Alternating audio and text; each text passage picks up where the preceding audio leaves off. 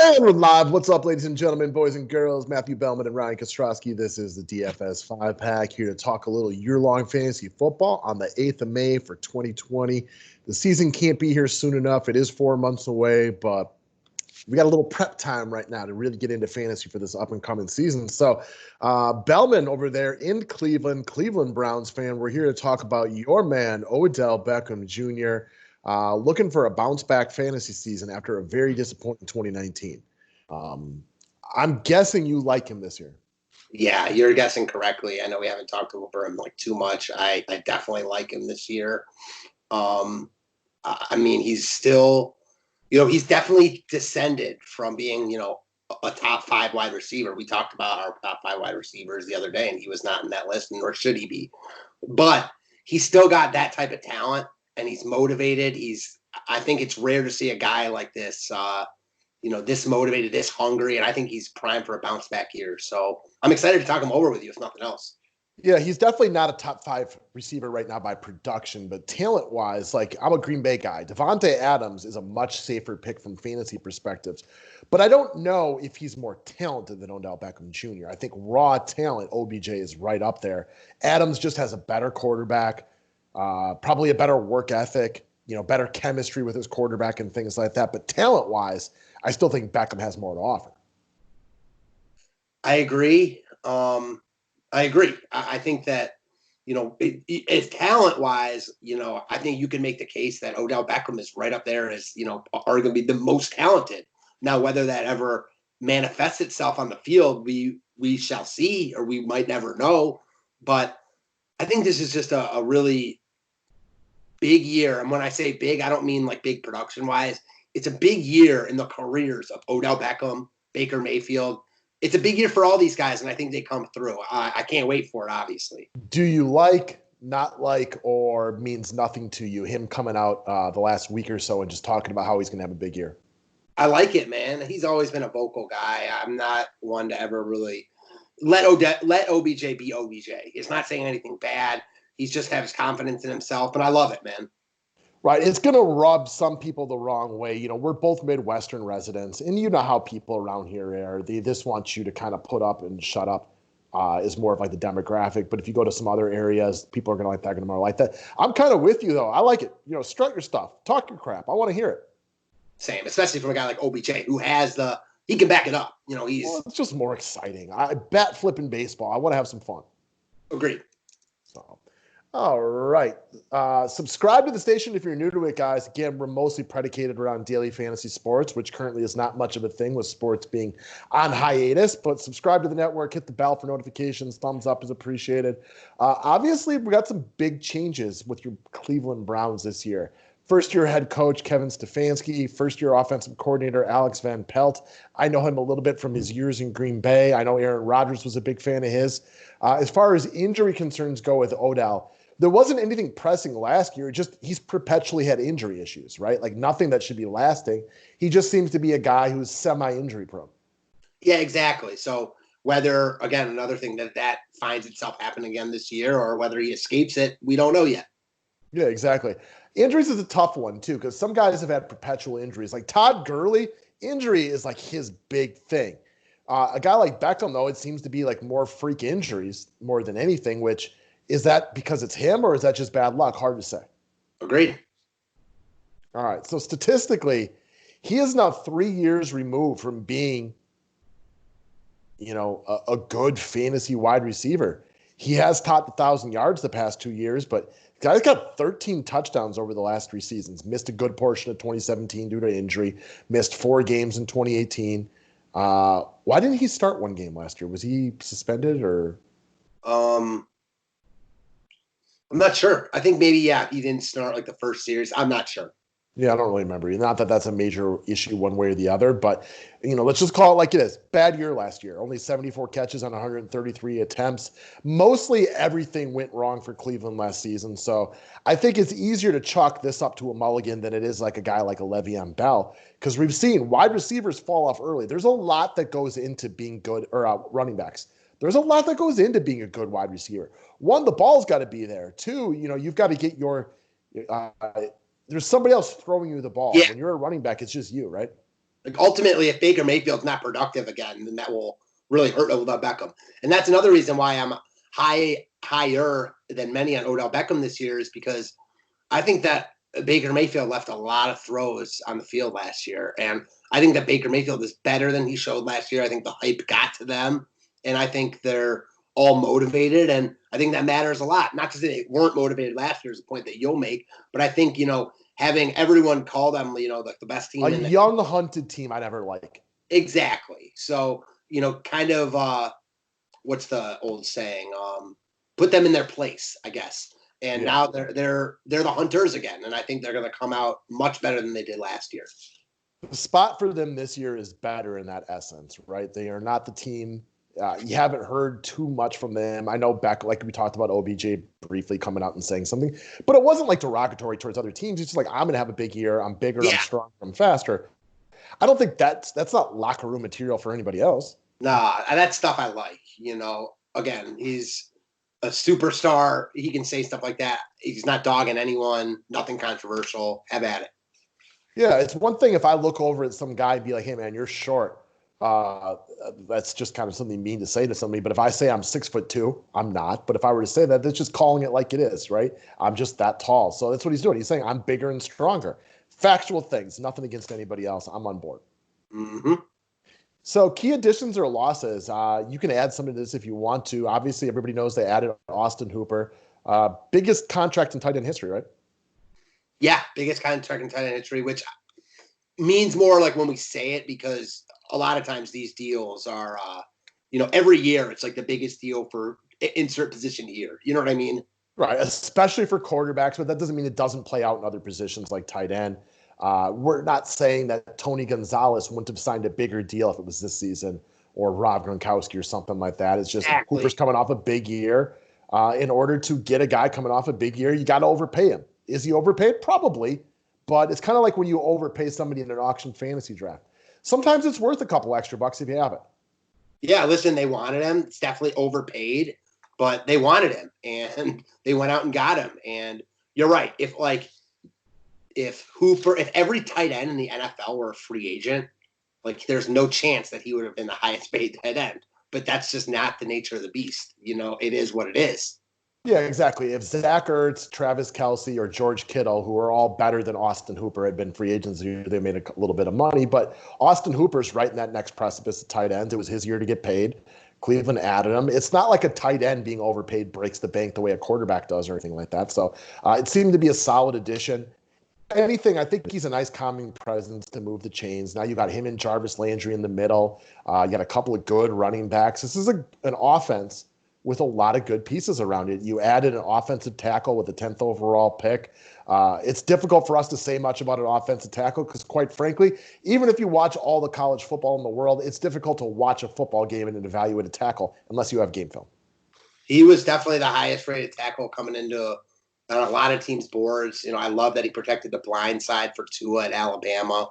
They're going to move him to left tackle, and I'm very high on him. And I also love that we signed our right tackle to feature Jack Conklin from Tennessee, who was like the best tackle available in free agency. So we really locked down what was a bad position for us and now made it maybe a strength.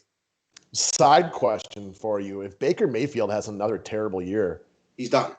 I mean, he's not, I don't want to say like he'll never play again, done, but like the Browns got to seriously look at drafting a quarterback, if that's what you mean. Yeah, you have to go out and get like a Tyrod Taylor, because the pieces are here. I mean, you've got the number one wide receiver who can break up double coverage in Odell Beckham. You got the tight end. You got the pass catching, slot receiver in Jarvis Landry. You have two good running backs. You have your tackle sealed up. It's time to perform. I think the Browns have too much talent. Like if they start out 2-6, I could see them going to Case Keenum. Why not? Case Keenum is a viable option. They have too much talent to not try to do that. Do you know what I mean? For sure, because you have everything you need right now. You have, again, he's a rookie. So when we talk about Wells, he's the 10th overall pick. Let's not say he's not going to come in and be Joe Thomas day one. But your tackles are. He should be good. When you draft we can go above average right now, right? When you draft a tackle that high, like if he's not good right away, you're disappointed. he should come in and be average day one. And by the end of the year, you hope he's a little above average. And by year two, you hope he's performing at almost a Pro Bowl type of level. For sure. Or at least emerging into the Pro Bowl type of status. So, No doubt. Okay, we're good there. Tight end. I mean, Austin Hooper, he's not Zach Ertz. He's not George Kittle, but he's a top 10 tight end, arguably top 5. He's good. Right? Not great. He's good. Running backs, Kareem Hunt and Nick Chubb. I mean, those guys aren't quite as good as McCaffrey and Saquon, but Nick Chubb is as good of a runner of the football as you're going to find.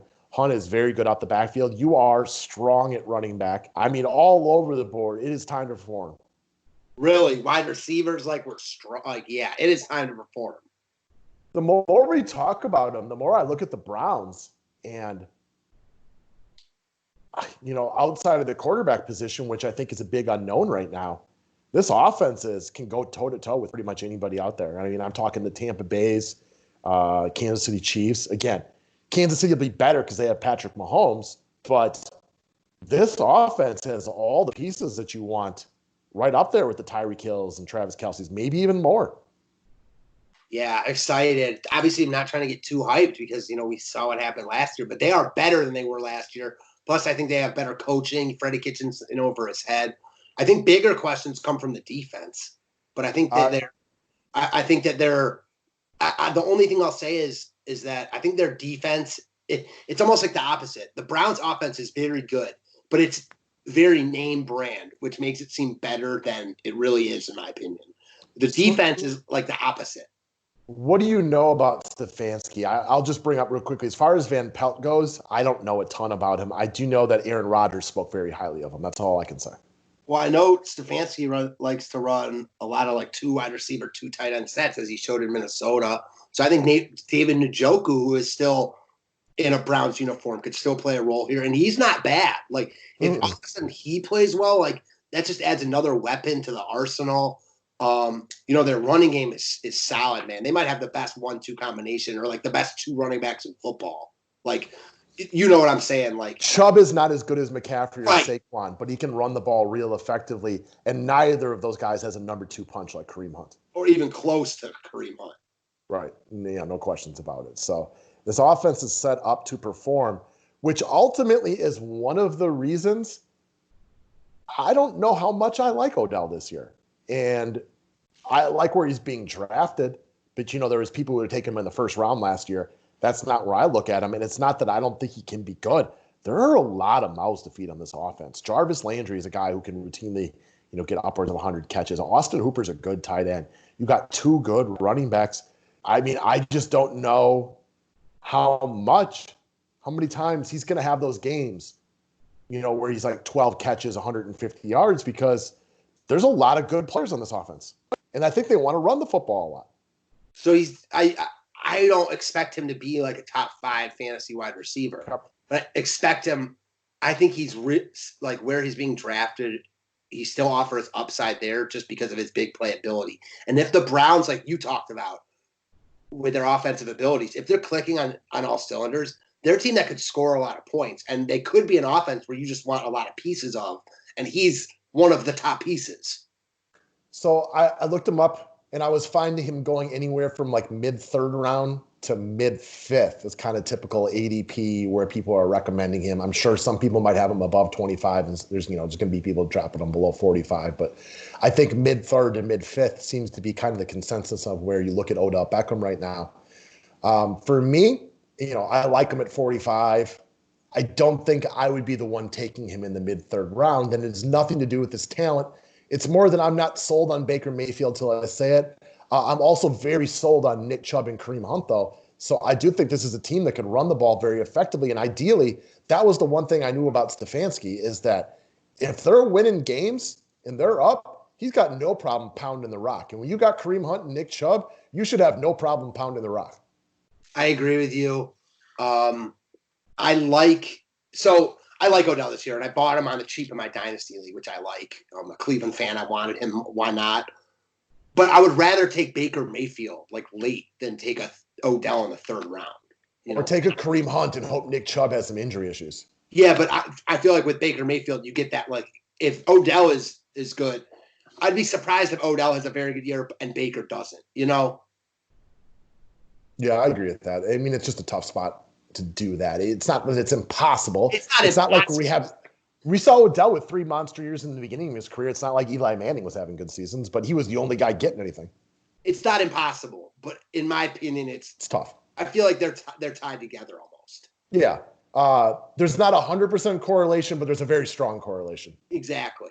Yeah, I'm with you on that one. No arguments here. I agree with you. So, where would you be taking him? So you get there in the mid-third round if you're doing an actual snake draft. And Odell might be another one of those guys. I might like him better in standard leagues. Maybe.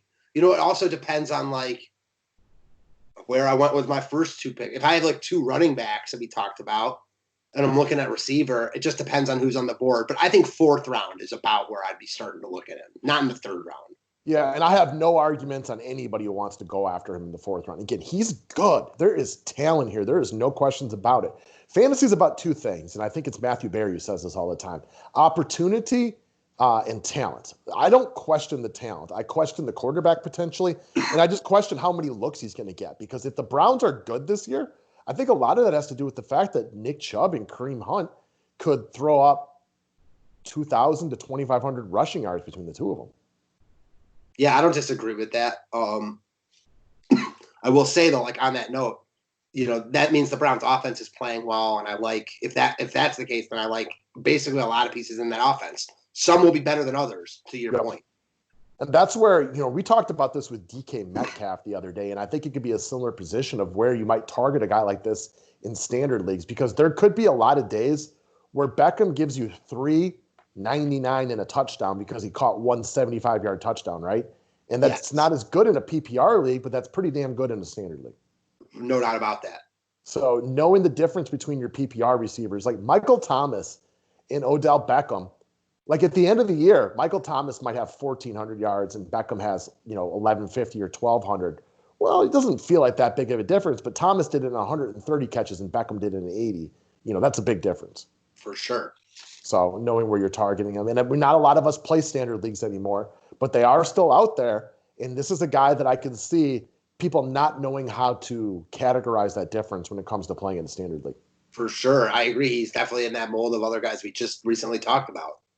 Right. So, I mean, again, I've been telling you, I've been playing a lot of Madden online the last couple of weeks out of pure boredom, but I could see Beckham with 6 to 8 big plays this year. And I'm talking 50-plus yard touchdowns where you just get sick of Nick Chubb eating you alive. And all of a sudden you go with 8 men in the box. He runs one slant, takes it to the house. Leaves one defensive back with their jock strap hanging out close to the line of scrimmage. Baker Mayfield hits him for a 65-yard touchdown on a nice fly pattern and a post or something like that. So you could see an abundance of those. No doubt about that. I'm with you 100%. So anything else you wanted to add about Mr. OBJ? No, I will say the Browns schedule came out, or everyone's schedule came out last night, and people are saying that, well, they only have 4 games in their whole schedule of playoff teams from last year. That can be deceiving, but, I mean, I don't mind it.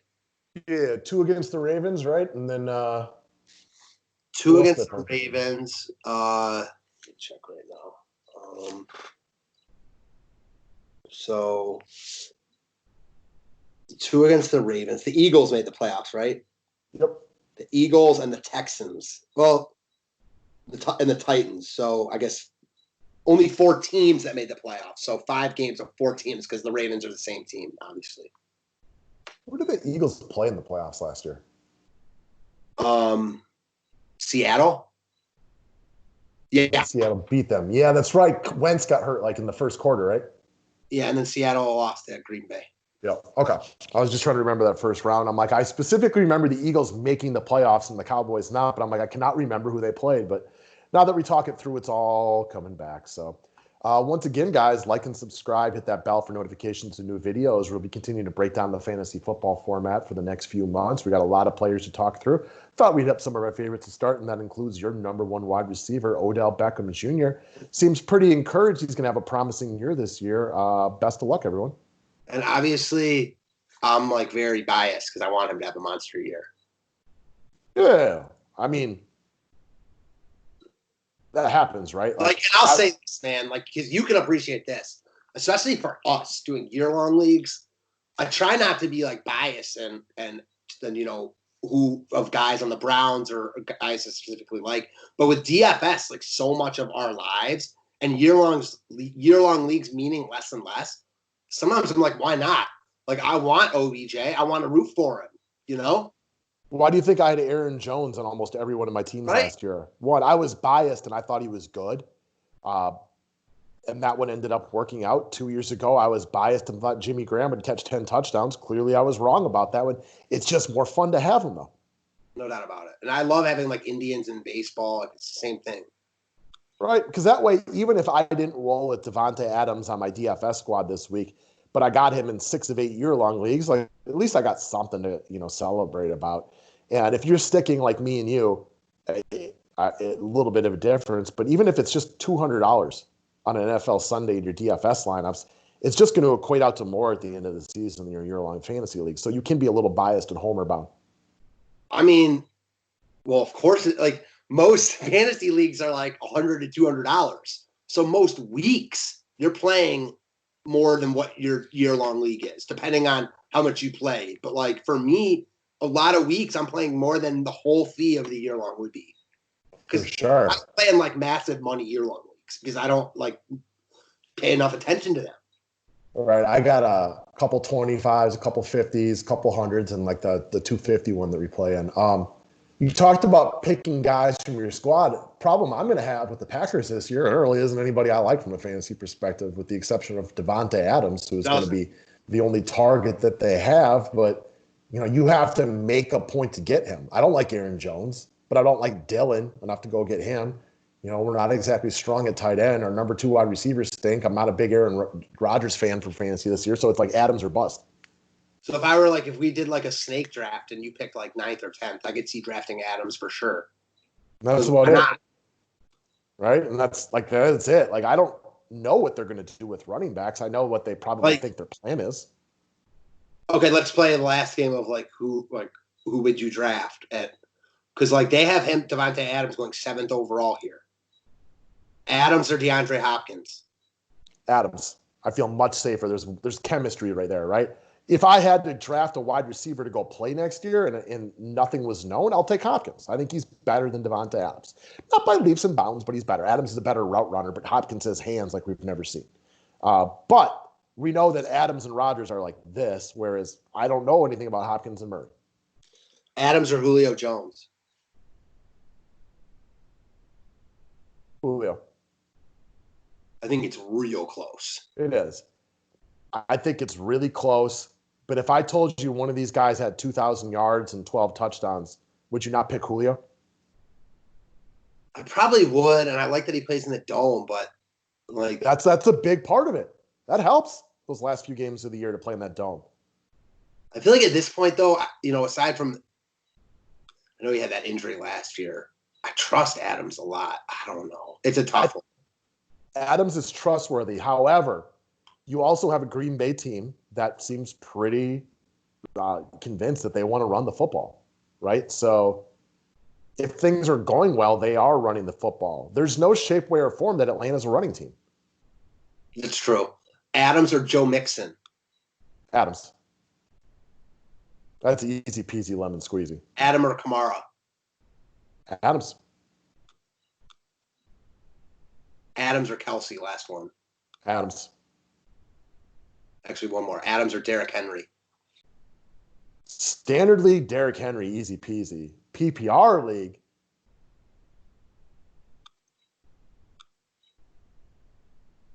Adams. By nose. Same.